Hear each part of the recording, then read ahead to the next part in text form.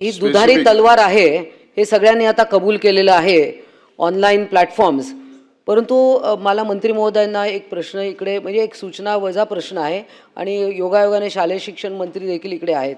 आपण केंद्र सरकारचा कायदा आहे वगैरे हे सगळं बरोबर आहे ते उत्तर, परंतु आत्ता आपण काय करू शकतो, कारण ही सुरुवात सगळी शाळेपासून चालू होते, घरातून चालू होते.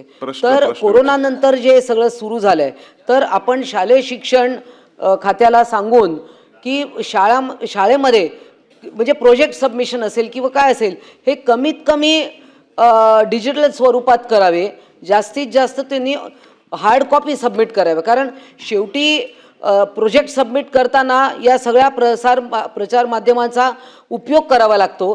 तर शाळेपासून याची सुरुवात करून काही नियमावली आत्ता आपण बनवू शकतो का, काही गाईडलाईन्स ज्या इमिजिएट आपण इफेक्ट करू शकतो, अशाबद्दल काहीतरी उत्तर द्यावं.